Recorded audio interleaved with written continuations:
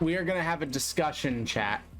So there's a subreddit called Change My View, okay? And this subreddit is basically people posting their opinions with the idea, probably not so realistically, that they will listen to what you have to say about their opinions and potentially change their mind. And it turns out if you look through that subreddit, there's quite a few things where people have strong opinions about fish, and they want you to maybe change their mind about it. So we're gonna have some discussions about fish and fish ownership and fun stuff like that that people want their mind changed on. We'll talk about it. First up, owning a fish is incredibly inhumane. So we're blanket statement, owning a fish at all is incredibly inhumane. Let's read their statement. Let's read their hypothesis first before we agree or disagree with them.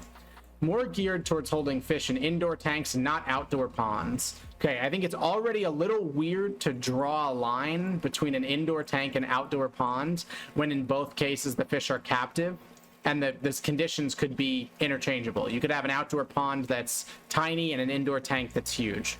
So already this feels like an arbitrary line to draw, but whatever. I'm not a PETA activist and I do have a dog, but I feel like buying a fish and putting it in a glass cage for years is very inhumane.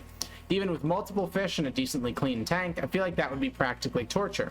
I don't think swapping out the decorations every 6 months is enough to claim that it's a stimulating environment. I don't know if I would make it downright illegal, but I think that owning a fish is abusive to the animal and serves no purpose to the owner. Okay, well that's obviously not true. Chat, first of all, I'm pretty sure all of you will disagree because I'm pretty sure almost everyone in chat likes aquariums and aquarium fish, since we just looked at a bunch of aquarium stuff. But let's take their argument seriously. I do think probably the majority, if not the vast majority, of aquarium fish are mistreated and abused. Actually, that's an easy statement. It's probably closer to like 90% are abused. The amount of aquarium fish that are living in like environments that I would consider good and humane is pretty low. So in that way, they do have an argument. I do agree with them there.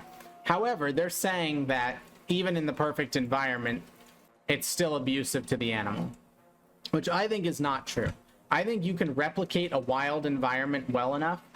You keep a fish that can be under lower stress. If you keep the water quality good, if they don't have to deal with pollution, if they don't have to deal with predators, if all of their meals are coming in and they know when their meals are coming in, I think you can have a fish that lives a fairly low stress life.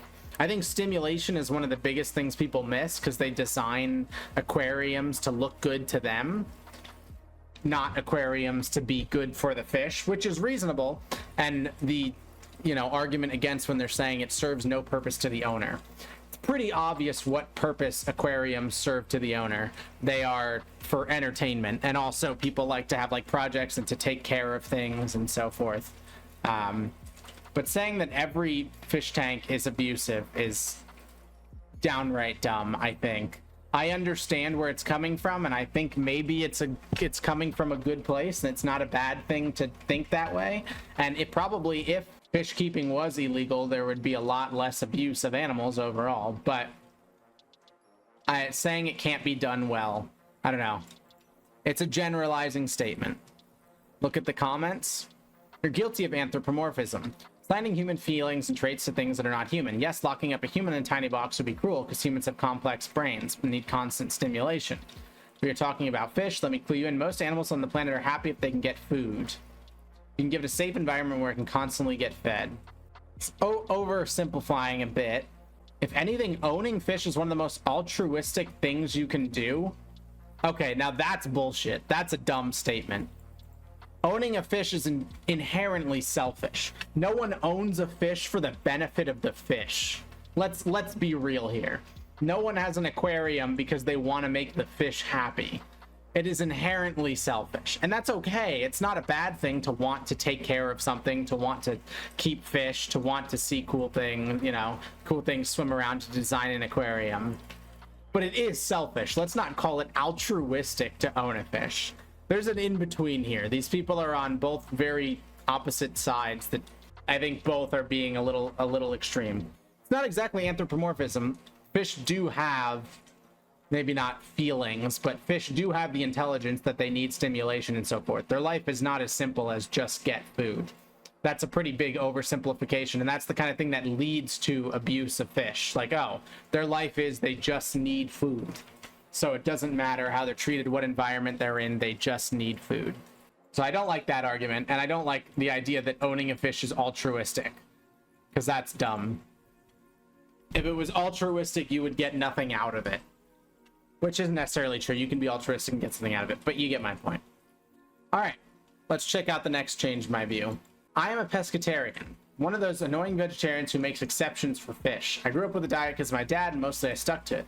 There was a while where I ate other meat, but eventually stopped because I didn't like the idea of contributing to an animal's suffering if I could help it. I still eat fish though, because they're great for you, they taste delicious, and they supposedly don't have feelings like higher animals. So my dad believed anyway, and I believed it too.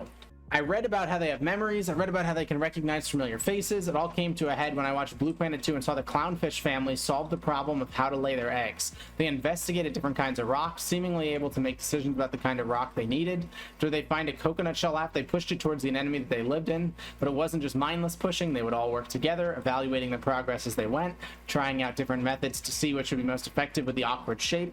It all looks suspiciously like higher functions. Since then, I can't shake the feeling that if fish can think, they can also consider their own pain, just like mammals can. Still going to eat fish because they're good for you and humans have dietary needs, but I can no longer eat fish guilt-free. Fish have feelings. Interesting. There are some, yeah, they have feelings, but not very complex ones, I guess is the good way to put it. I've talked extensively about fish pain. I think I have an entire video solely on fish pain and whether they feel pain or not, and the conclusion is pretty clear that there is some emotional suffering in regards to fish pain. Like when their tissue is damaged, they remember that experience, they associate things that were around during that experience negatively. There's a lot of experiments that demonstrate that if you like show a fish a certain color object and then like hurt it, it will remember and shy away from that color object. So like they remember pain, at least in the way that they learn.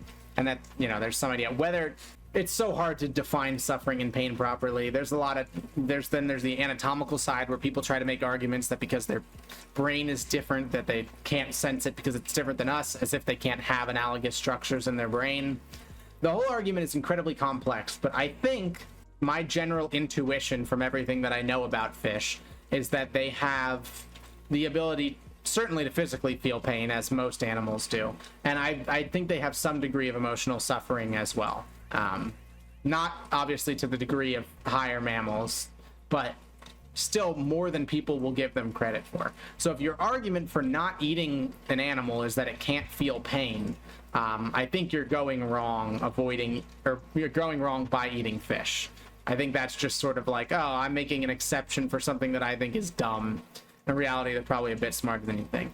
It honestly depends on the fish. Shellfish, for example, don't feel anything. Okay, well, shellfish aren't fish, but fair enough.